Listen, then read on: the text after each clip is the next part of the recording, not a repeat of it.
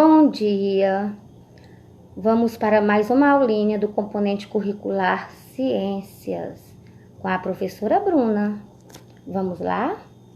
Hoje nós vamos pegar esse livro aqui, de segundo ano do ensino fundamental, Aprender Juntos. E vamos abrir ele no capítulo 6, Onde Vivem os Animais, página 62. E aí nós vamos estudar um pouquinho sobre os animais. Você conhece os pinguins? Aí nós temos a fotografia dos pinguins e um textozinho falando sobre eles, certo? Aí diz que os pinguins são animais que têm asas, mas não voam, que podem nadar, andar e saltar sobre terreno firme, inclusive sobre o gelo, na água. São ótimos nadadores, né? E usam suas asas como nadadeiras.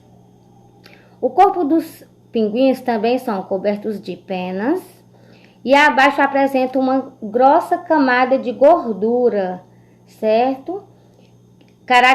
As características ajudam a proteger esses animais do frio da área gelada onde vivem. Os pinguins habitam a região mais ao sul do nosso planeta, ou seja, o Polo Sul. Então, aqui a tia deu algumas características dos pinguins para vocês, né? De como ele é, e também repassou para vocês onde ele vive. Ele vive no Polo Sul, ou seja, no lugar mais frio que há no nosso planeta, a Antártida. Ou seja, ele vive e anda sobre o gelo. Então, os pinguins, eles já são adequados às condições de vida desse ambiente.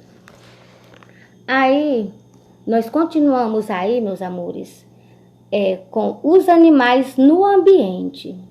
E aí você observa aí a foto de dois animais, certo? Um é o tatu-peba e o outro é o sagui de duas cores.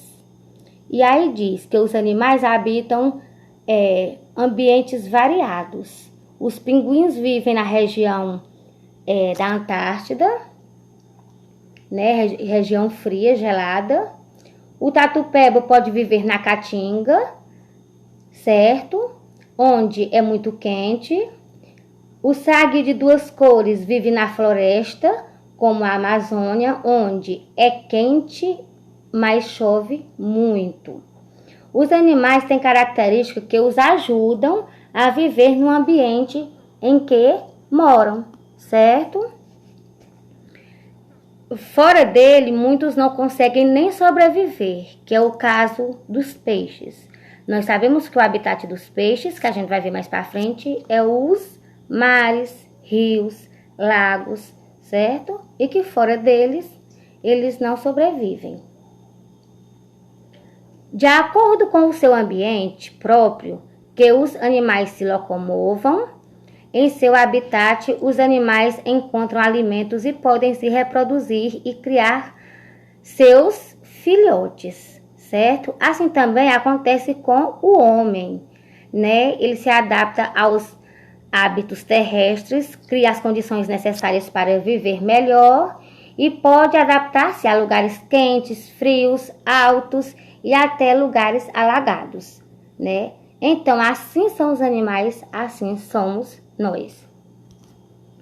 Aí nós temos os animais aquáticos, né? Os animais aquáticos são aqueles que habitam as águas, né?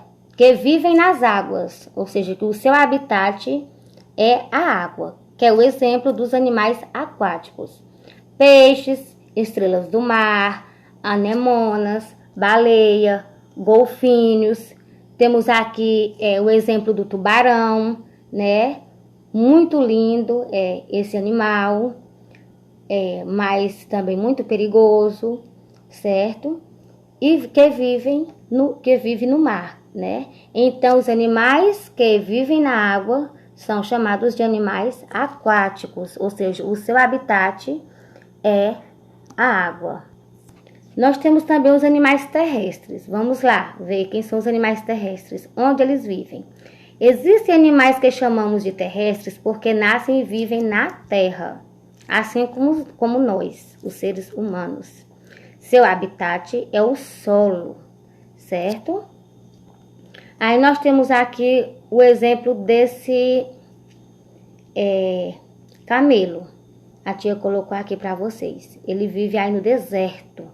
Ele mora no deserto, um lugar bastante quente, sem água, muito quente mesmo.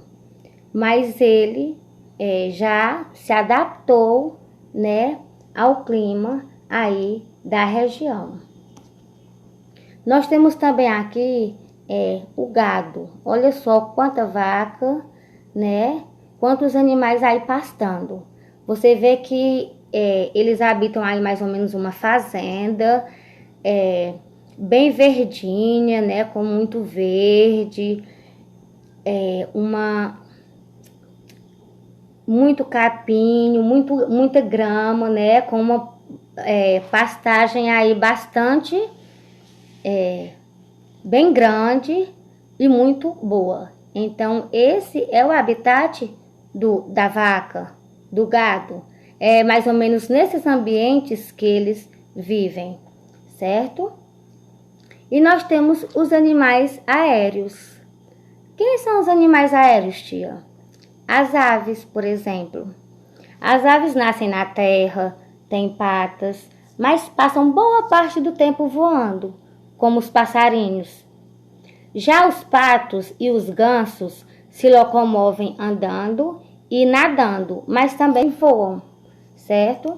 Aí nós temos aqui como a borboleta, por exemplo. Né? A borboleta vive voando, então o habitat dela é o mundo inteiro. Por quê? Porque ela vive, né, de um lado para o outro, voando de flor em flor, de fruto em fruto. E nós sabemos que nós temos vários tipos de borboletas, de vários tamanhos, de várias formas e também de várias cores. Não é isso? E agora a gente vai passar para outra página do nosso livro, né? Que é a página 64, e vamos falar dos animais do Brasil e do mundo. Vamos lá? Nós temos aí essa imagem aí, que está no seu livro, onde a gente vê um irapuru, a preguiça, o cervo do Pantanal e o teiu, certo? São 4 tipos de animais que a gente tem e que habitam a fauna brasileira, ou seja, vivem no Brasil, vivem nas matas, nas florestas brasileiras, certo? Então nós dizemos que esses animais, eles são nativos do Brasil, isto é, eles têm origem e vivem em ambientes brasileiros e não foram trazidos de outros locais, certo, pessoal? Nessa outra imagem, a gente vê, né, mais 4 imagens aí. Nós temos o pombo doméstico, nós temos a barata americana, nós temos as girafas e nós temos os pandas. Algumas vezes, os animais nativos são retirados de seu local de origem pelo ser humano e levados para outras partes do mundo, certo? Os animais que não são nativos do lugar em que estão são chamados de animais exóticos, que é o caso desses animais que vocês estão vendo aí agora na imagem, certo?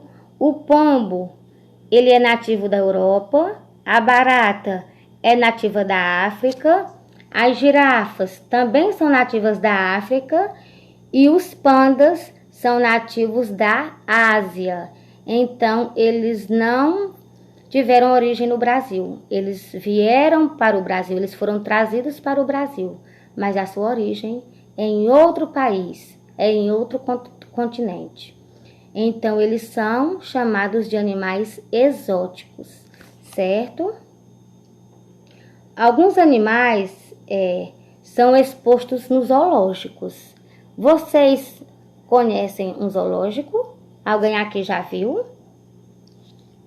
Pois é. Alguns desses animais são trazidos para ser expostos em zoológico. O zoológico é um local onde há muitos animais, vários animais. Eles são cuidados, eles são bem tratados e eles vivem expostos nesses lugares para os seres humanos visitarem e conhecerem esses animais, certo? Aí há também os animais que são trazidos ilegalmente, né? Ou seja, os animais, eles são bastante caros. Então, há pessoas que pegam esses animais e aí vendem, certo? Fazem assim o tráfico de animais. Vendem esses animais ilegalmente. E aí eles acabam saindo do seu lugar de origem e indo para outros lugares, né? Vamos ver. Aí nós temos aqui a outra imagem, né, dos animais e seus abrigos. Nós temos aí o ninho Chechel, de Chechel na Amazônia. Nós temos um formigueiro. Nós temos aí um pica-pau mostrando aí um buraco no tronco de uma árvore. E nós temos também o escaravelho, um tipo de besouro, certo? Que também se abriga nas cascas das árvores, certo? Abrigos são locais que servem de proteção para animais, sejam eles adultos ou filhotes. Alguns animais constroem seus próprios abrigos. As aves constroem ninhos nos quais põem os ovos, os filhotes se desenvolvem e já as formigas constroem formigueiros escavando o solo, certo? Outros animais abrigam-se embaixo de folhas caídas ou em troncos ocos, como a tia já falou do pica-pau e também do besouro. Nós temos aí também o exemplo do João de Barro. Quem já ouviu falar no João de Barro? O João de Barro é bem conhecido, não é? Pois é. Percebe a direção. O João de Barro, ao construir sua casa, o seu ninho, né, o seu abrigo, ele percebe a direção do vento e constrói seu ninho na direção contrária. Assim, a fêmea e os filhotes ficam protegidos da chuva e das ventanias. Aí nós temos aí o processo, né, as fases de construção do ninho do João de Barro. Nós temos aí a primeira foto, onde ele ainda está iniciando. Nós temos a segunda foto, onde já está mais ou menos no meio. E nós temos a terceira foto, ele com o seu ninho já pronto, certo? Bom, pessoal, era isso. Fiquem com Deus. Vamos fazer a atividade do livro. A todos os meus alunos, um abraço. Família e escola, uma parceria perfeita. Um beijo da tia.